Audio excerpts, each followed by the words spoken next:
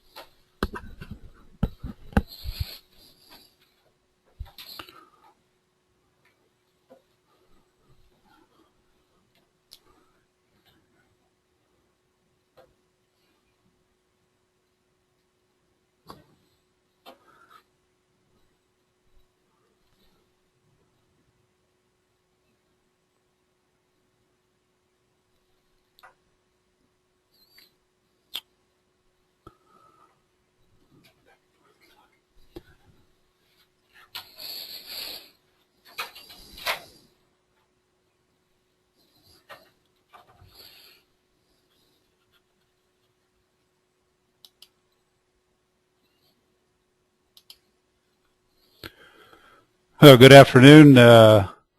This is Jerry Hutton, Director of Gaseous Fuel Partnerships with Clean Fuels Ohio. And the webinar today topic is Fueling the Logistics Industry, Natural Gas Vehicles 101. Appreciate those that are there in attendance, and we will get underway.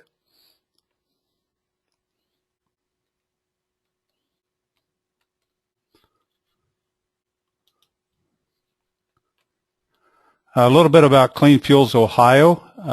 We were founded in 2002, headquartered in Columbus, Ohio, on Spring Street.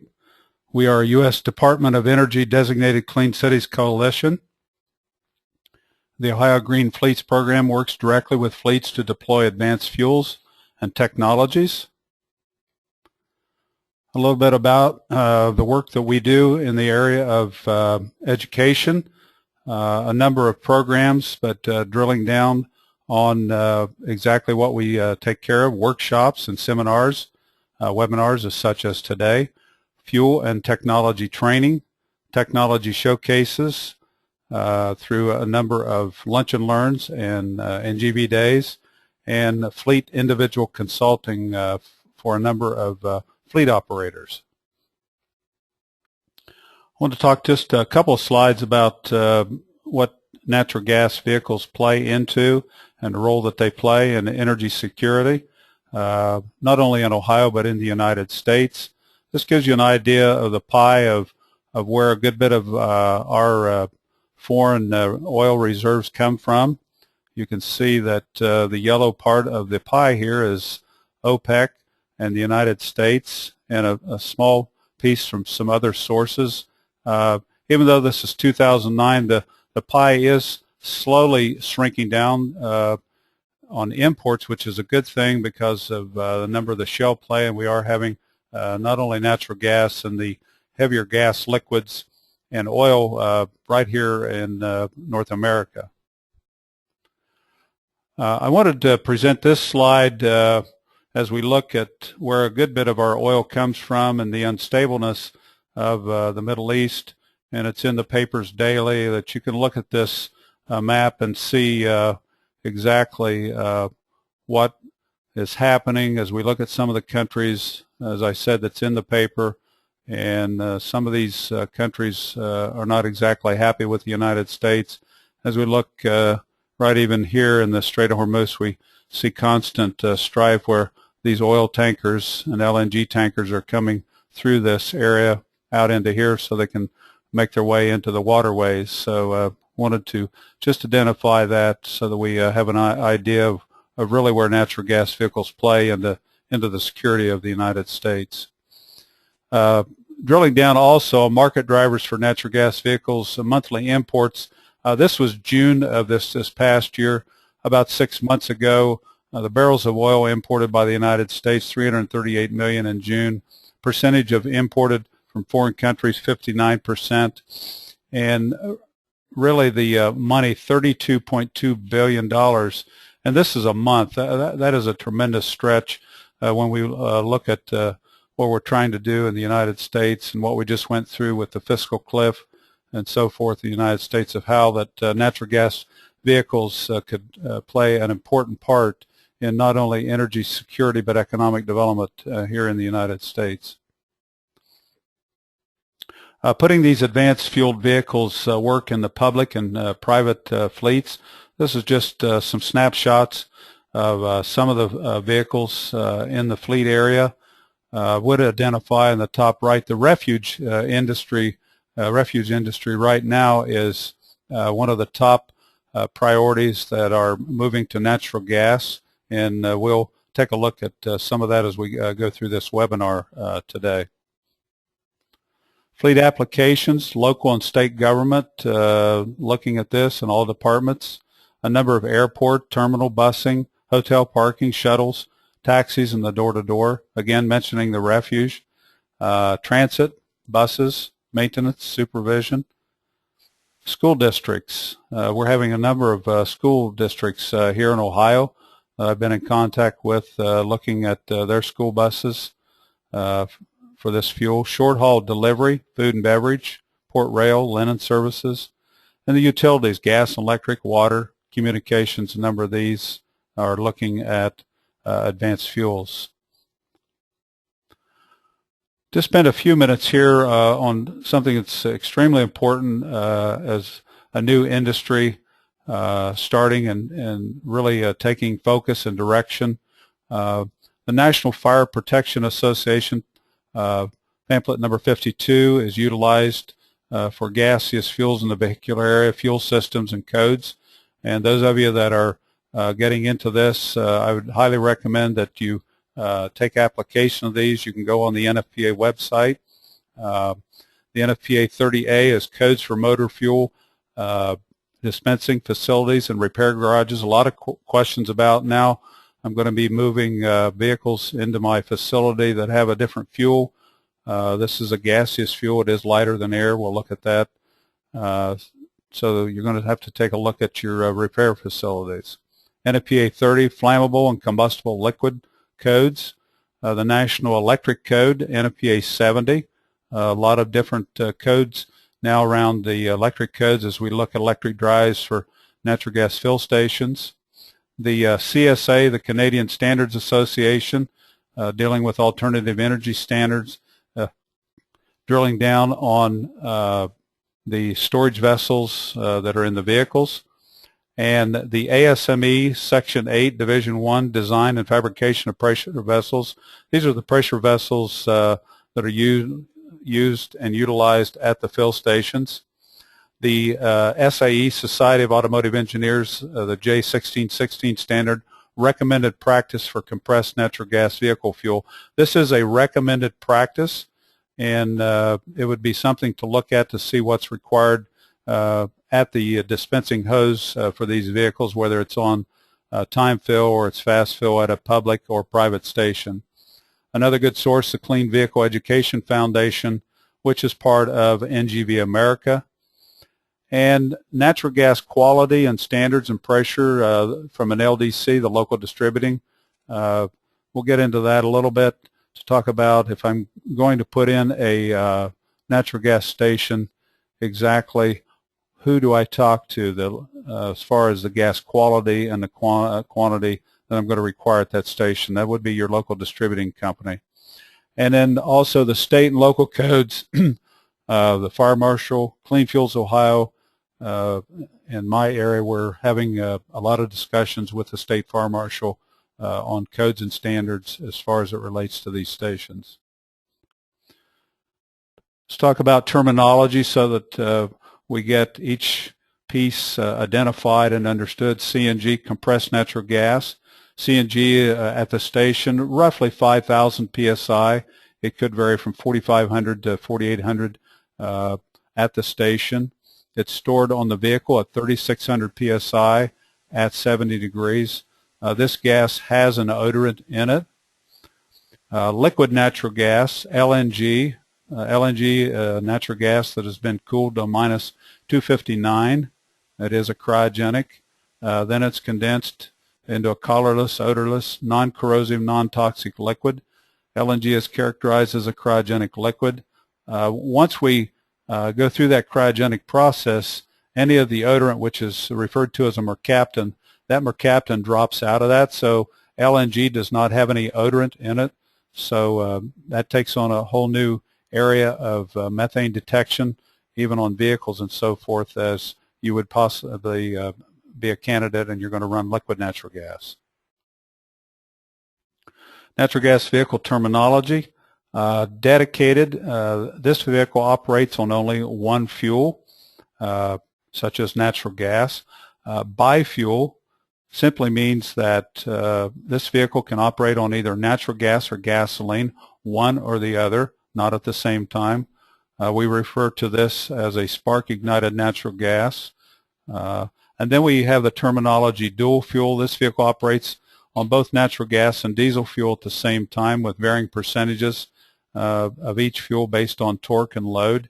And we refer to that as a DING or diesel ignited natural gas engine. So in the dialogue and discussion to keep these terms separated, so if someone's talking about a biofuel vehicle, they'll understand that it's either gasoline, spark ignited, or natural gas, or if it's dual fuel, it's going to be referred to what we call a heated compression engine, which does not have spark plugs. What are the sources of natural gas? On your left screen, you can see the typical drilling where we're going to take that directly from the formations in the ground, the geological formations. In the center would be a solid waste facility where the gas, the methane, can be pulled off of the human waste that's being processed here. To the right of that is a anaerobic digestion process. We have a number of those here in Ohio that are picking up speed, and there we have human waste, animal waste, and food waste that goes through a digestion process.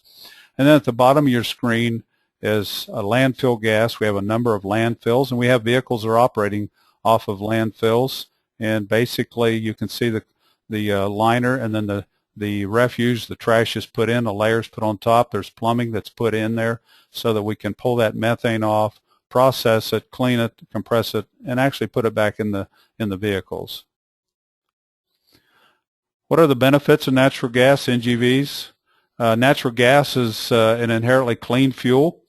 Natural gas is a low carbon fuel. It's 1 carbon and 4 hydrogen. It's less NOx, oxides of nitrogen, particulate matter, and greenhouse gases. It's very safe, remembering that it is lighter than air. It has a limited combustion range of 5 to 15, which is the rich and lean part of that mixture. High ignition temperature, what we're saying is that it's higher than gasoline and diesel fuel. It's colorless, odorless, non-toxic. One of the beauties is that it doesn't leak into the groundwater. If you were to have somewhat of a leak, it's going to go into the atmosphere. NGVs are proven and reliable. There's about 12 million of those operating worldwide. They are quieter when compared to a heated compression engine. Diesel fuel, heavy duty, are about 80 to 90% lower decibel than the comparable diesel. NGV life cycle costs are significantly lower. Fuel costs are far lower. Maintenance costs are typically somewhat lower. It depends on the fleet and the operation, or it could be the same as operating on diesel fuel. And you can see the diesel fuel where you're working with 14 carbon and 30 hydrogen, and gasoline is C8 and H18.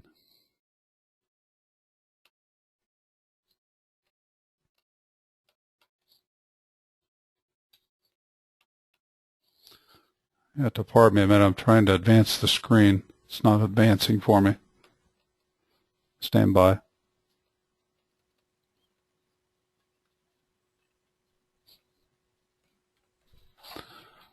I got a problem. It won't advance. Oh. Okay, thank you. Market drivers for NGVs, when we're looking at price, national average 206 to 230.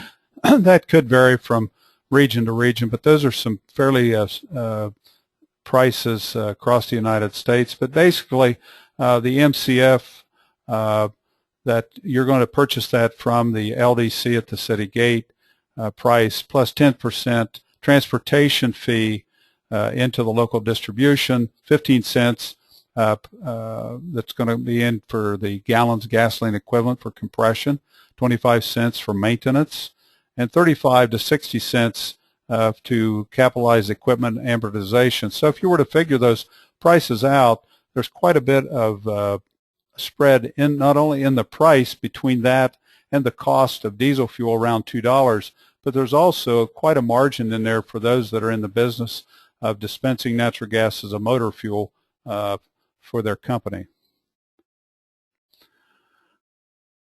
These are vehicles with the onboard CNG storage. The one on the top left is a typical Class 8 tractor with the cylinders behind the cab. Across from that, you'll see a transit bus. You'll notice that those cylinders are put on top. Again, natural gas being lighter than air, the cylinders now have been moved to the top. If there were an inherent leak, that gas would vent and go to the atmosphere. And you can see some under vehicle storage on these vessels, and some side storage, and bottom right corner you can see in the back of a pickup where this is at. The one, I'll put my cursor on this. This cylinder here happens to be internally in a van, and then you'll see what we call the saddle tanks here on like a Class 7 truck. CNG cylinders, there are 4 types. Most onboard cylinders in service today operate at 3,600 psi. There are 4 types. Type 1 is an all-metal. The Type 2 is a metal liner with a partial wrap of a fiber wrap. Type 3 is a metal liner with a full wrap that encompasses also the curvature. And a Type 4 is a plastic liner with a high carbon fiber wrap. These have to pass the Federal Motor Vehicle Safety Standard 304 that requires labeling and detailing for the end of life. And you'll notice that these current lifespans on these may be 15, 20 to 25 years. Some of the older cylinders had a 15-year service life. And the label that you will see when you install these cylinders, I'd highly recommend that you have these labels so they're exposed so that you can see this, because you're going to need to get in to inspect these and see these labels. These labels need to be inspected, the cylinders, every 36 months, 3 36,000 miles, and you need to have a qualified person to do that. And once the life of those cylinders reach that 15, 20, or 25 years, then they need to be decommissioned, disposed of, and not put back into service, even at a lower pressure, that could cause harm or damage to someone. If someone bought a cylinder that's out of service life, put it into operation, because these cylinders go through a filling and pressurization and depressurization every time we fill, every time the vehicle uses fuel out, and they went through rigorous testing and so forth to identify that they will pass rigor on this FMVSS standard. Just some overview on station components. There are different types of compressors. This happens to be one that's a crosshead design and also has some truncation in it, but the crosshead simply means that it has a distance piece that you can see here by my cursor on this particular one, and there are various manufacturers that use a different approach. And then this happens to be a compressor, what we refer to as truncated compression, and these could be of a 4-stage or 5-stage, and in between here you'll see the interstage coolers, interstage separators, and so forth. This gas is heated and cools in between the stages, because anytime you compress a gas, it is going to increase in temperature. This happens to be just one small compressor pack that someone may have in a smaller operation.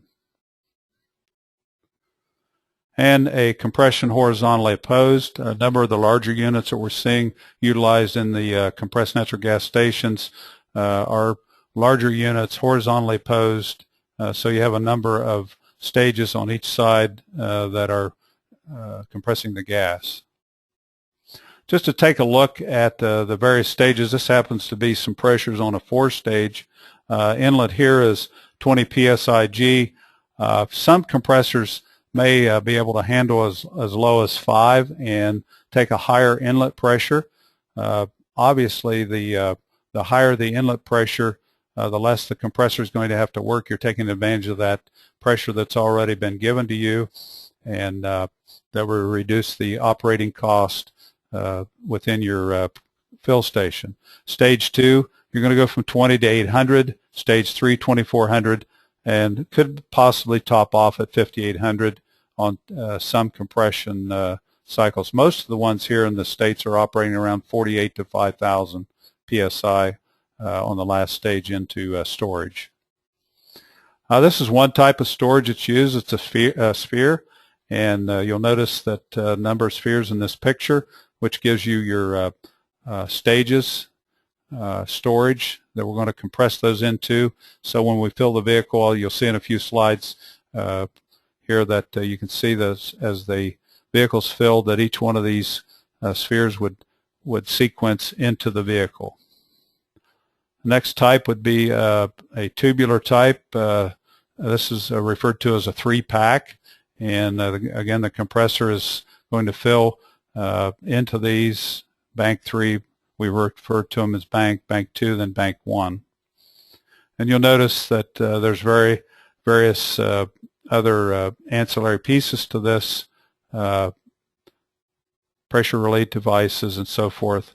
And just to let you know, as we go through these webinars in the next few months, we'll drill down more on technology in each one of these areas. But today I just wanted to go through an overview. One of the concerns is the amount of moisture that's in the gas before it goes into the compression. Highly recommend, number one, that you get a gas analysis that can be done through a gas chromatograph study. The LDC should be able to get that for you, and there you can find out exactly how much moisture, but most of the time I highly recommend a dryer prior to the compression to pick up that moisture. Moisture can be a lot of problem in the system during compression, into the storage, and into the vehicle, and we're dealing with high pressure gases here, then we're dropping them down, and you get what's called a Joule-Thomson effect. And when you have that pressure drop, if there's moisture in there, you will get freeze-ups and so forth. So this happens to be a regenerative dryer. There are single stage, there's dual stage. So we will be having a webinar on gas drying later in the year. Some people are asking about home refueling. This happens to be a home refueling unit. This happens to be the BRC fuel maker, and is available if you wanted to install this at your home. Talk about natural gas fuel station types, development, ownership, operation, a little bit on sizing and design considerations. Station considerations, off-site, using existing public access, full public access, development usually driven by an anchor fleet. Highly recommend if you're going to put a station in to have at least an anchor fleet there to so that you got a fleet that's going to be filling immediately once you start up the station. On-site private access only, and on-site public access. We have some companies that they're filling their fleet, and then on the outside they have a dispenser where they have available through card lock or fleet control system where fleets can come in and fill. Different ownership depending on the funding and so forth. Fleet owned, operated, outsourced station, owner operated entirely via independent fuel provider and contract gas price. Fleet owned, leased station, but contracted out operations for a fee, usually based on the gallons gasoline equivalent, GGE. If you're going to start and consideration for the station, this is what we do with the fleet. We go in and start to ask some questions: time fill, fast fill, and combo fill. I will be going through those today to identify what each one of those terms are.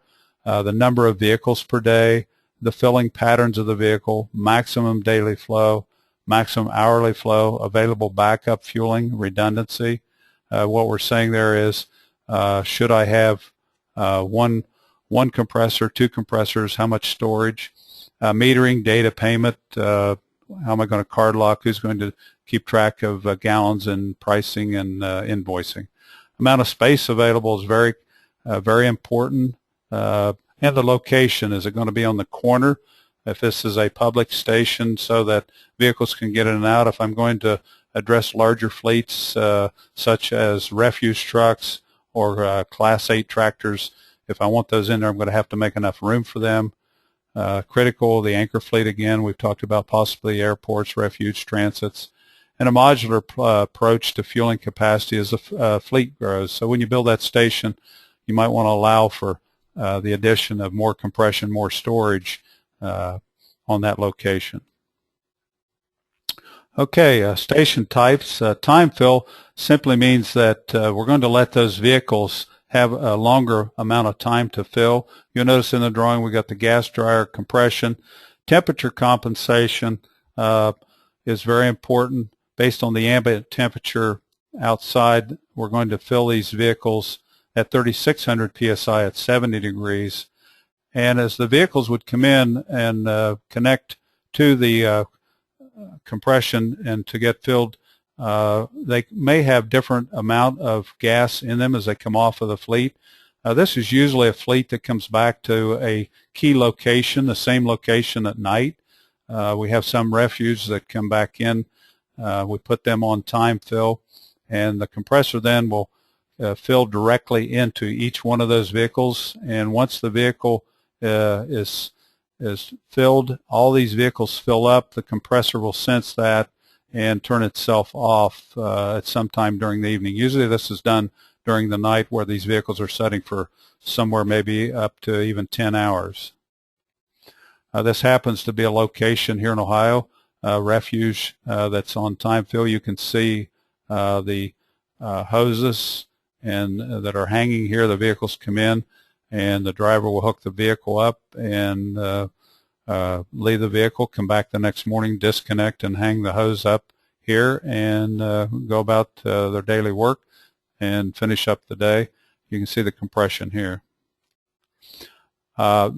This is referred to as cascading, which is fast fill, And now what we've added the vessels I showed you earlier. It could be the spheres, or they could be the tubes.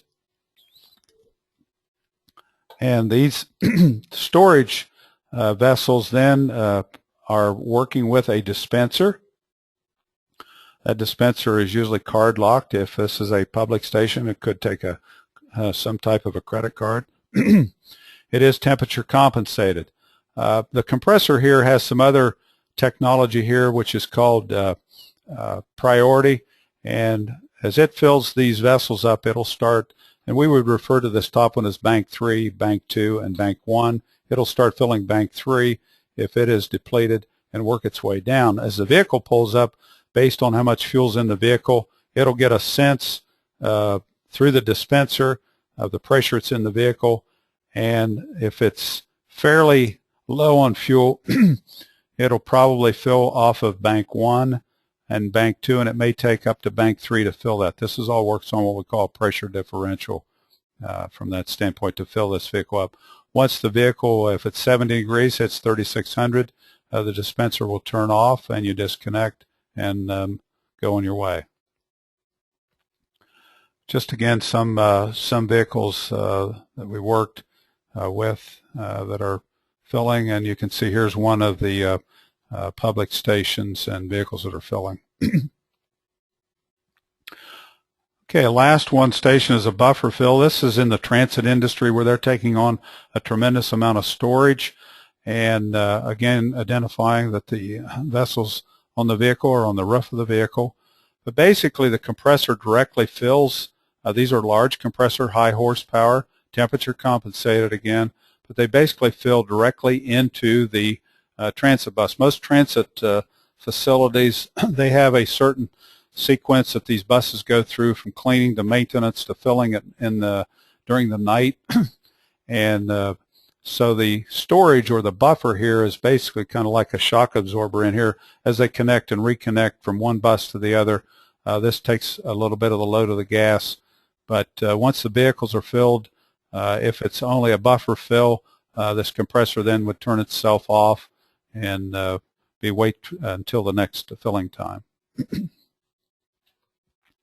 This happens to be SARTA up in Canton, Ohio, and they have, not only they have buffer fill, but they also have an outside the fence that for the public that will take credit cards and so forth. But again, you can see the cylinder location here above on this transit bus.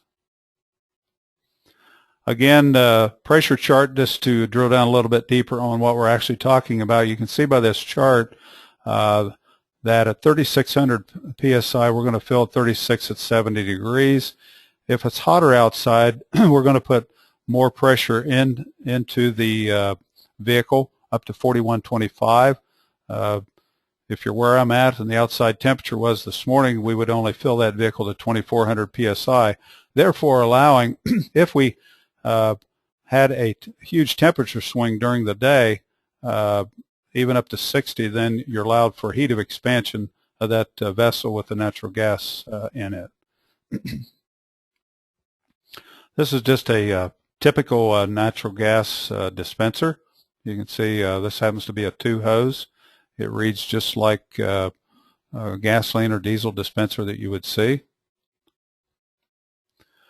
This happens to be one type of refueling nozzle, and the blue indicates that this is a 3000. There's not many 3,000 pound vehicles around. There are a few, so the nozzle's different. This is a blue,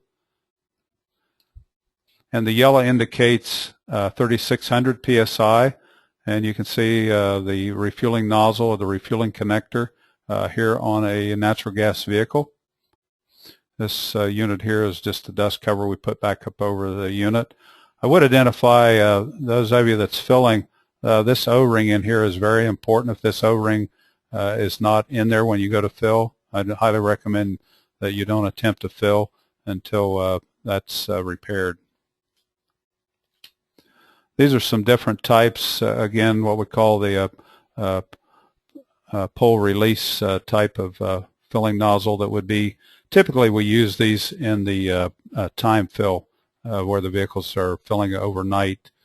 They're a lot less expensive. They do a great job on the time fills. Again, just a little bit better picture of the refueling nozzle and the dust cover. This happens to be, you'll see some of these in the industry. This is a three-way type of valve. This smaller tube here, once the vehicles is filled, you will turn the nozzle or the handle to this position. That vents the static pressure, so you can release this nozzle from the vehicle. This goes back to basically a surge inlet tank on the inlet side of the compressor. One of the beauties of natural gas vehicles is we vent no gas to the air during filling, and those of us that's been around with gasoline, you've probably had gasoline slop back on you. That doesn't happen when filling a natural gas vehicle. It's a totally sealed system. We're going to switch to go to liquid natural gas. Again, remembering that we talked about that it is roughly minus 259. It is cryogenic.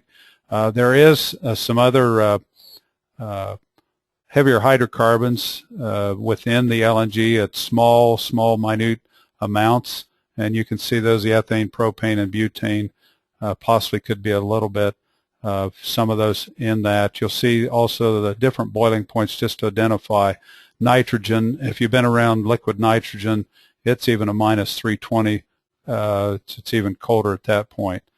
CO2 not in LNG. That's what it's dry ice. If you've been around dry ice, just to give people an idea of what we're dealing with here from a cryogenic standpoint with liquid natural gas. Again, liquid natural gas is a cryogenic. It stores, it dispenses differently than compressed natural gas. And I'll go to the next slide.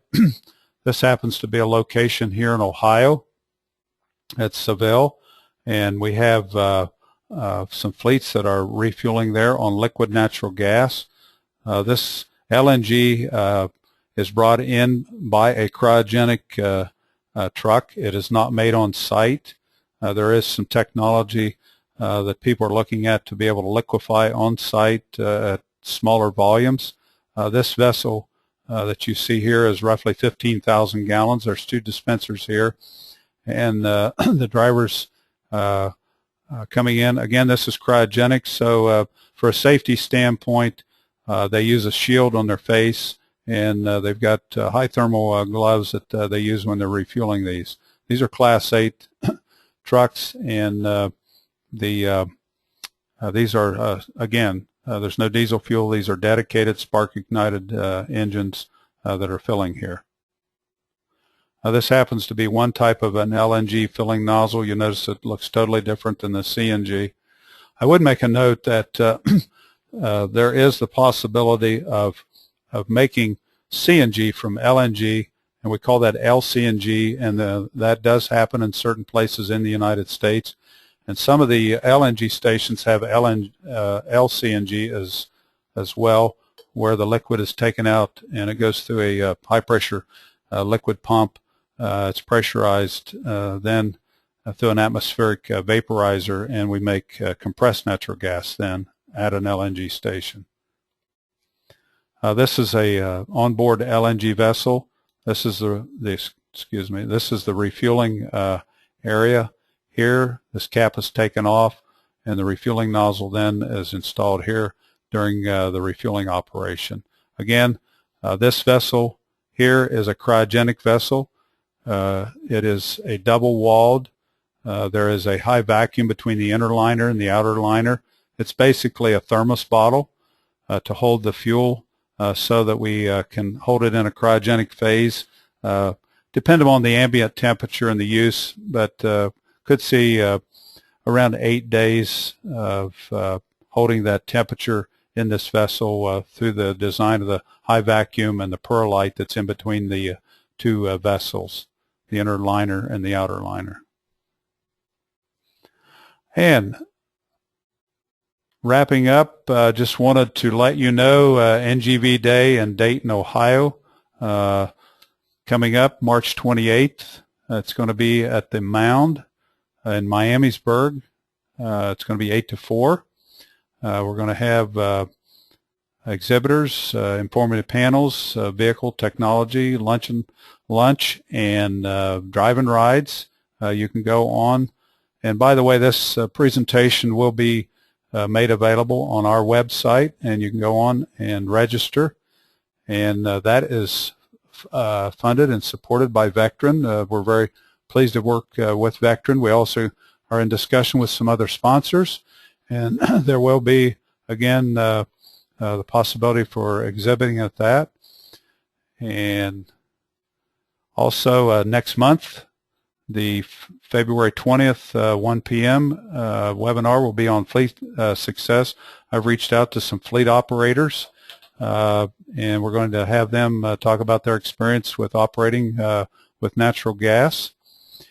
And if we have any questions, you can put that in the question bar box, and I'll try to address some of those questions today.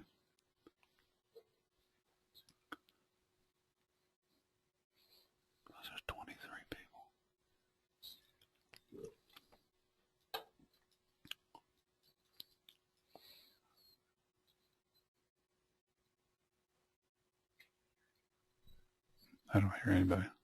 Is there anything in the question box? Yeah. Okay. Can you?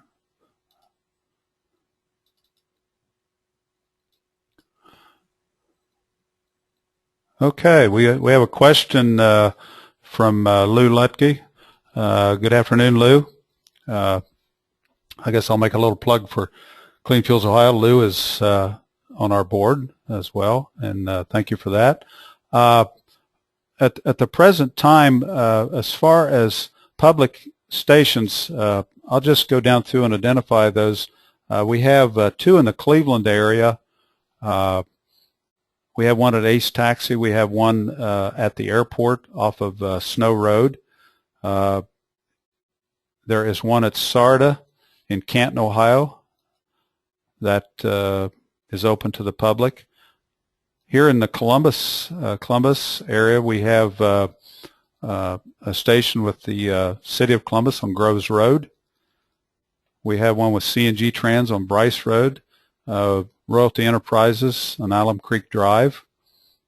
We have one in Dublin, Ohio, with the City of Dublin. Also, IGS is working very closely with that station. That particular station, if you want to refuel at that, you need to contact IGS.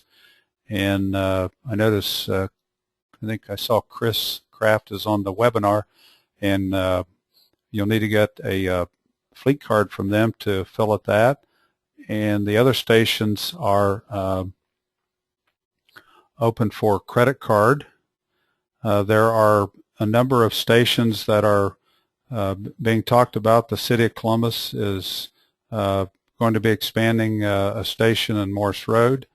Vectren is underway to expand their station in Fairborn, Ohio.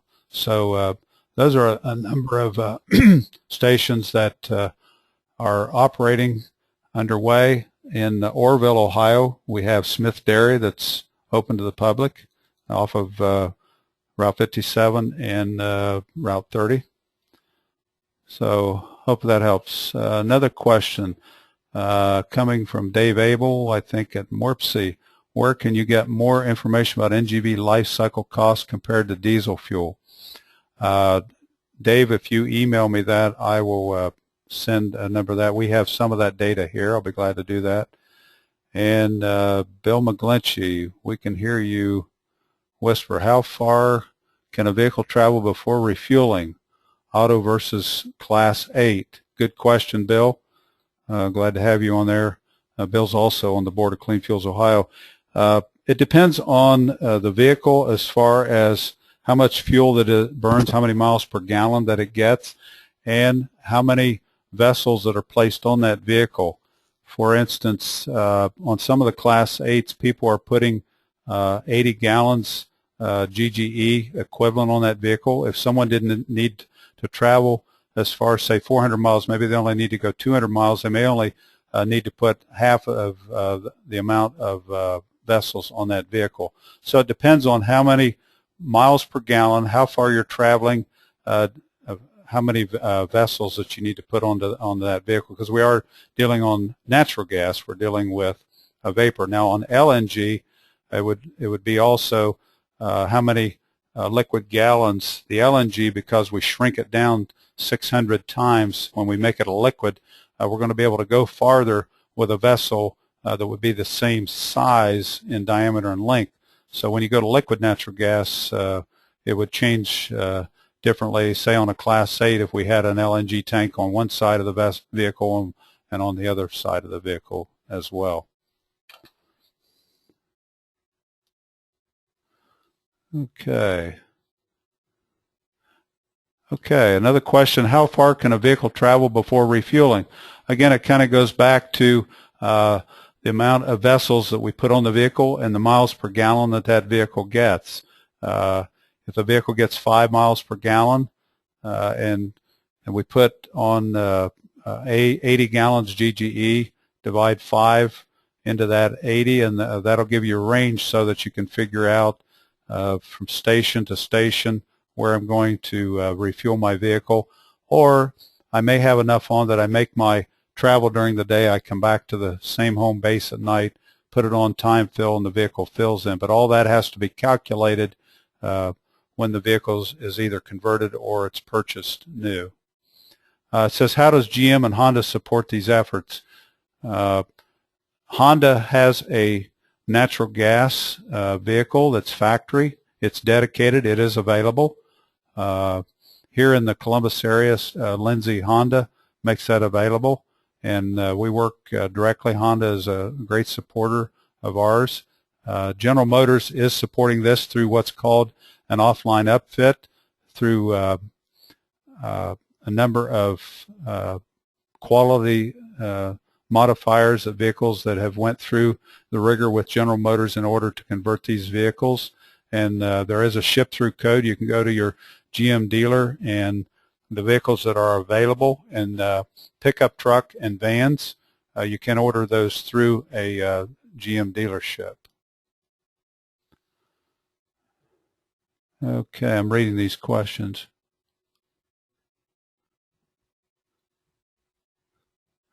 Bill McGlinchey says that they are holding a CNG fueling system inspector certification class February 5 and 6. Maybe, Bill, if you email me the information on that, I'll send that out to all the parties in our NGV partnership. We'll be glad to do that. Thank you for that information. And I'm reading these questions.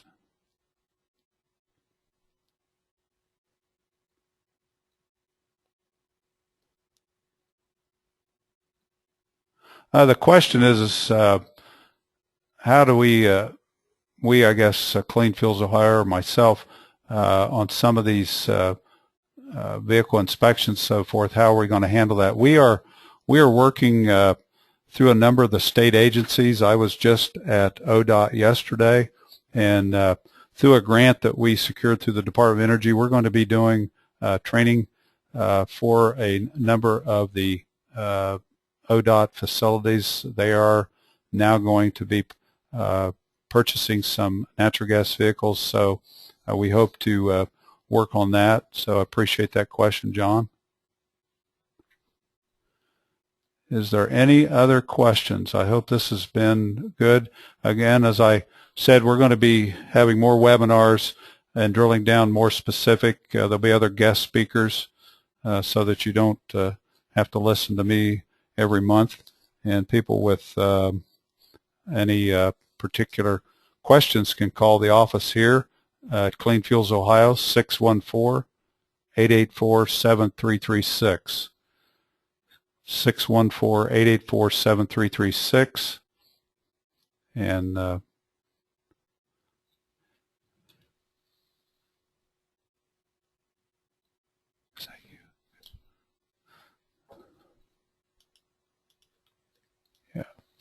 Okay. There's no other questions. I appreciate everyone, your comments and questions, and we look forward to continue these webinars. Again, we'll be doing 2 NGV days. The first one coming up March 28th in the Dayton area. We're looking forward to that. We're excited about that. We got a great venue there at the Mound, and we got lunch and learns that are in the works and planning that. And we appreciate the support of the industry, and it's an awesome time. Thank you very much, and have a great day.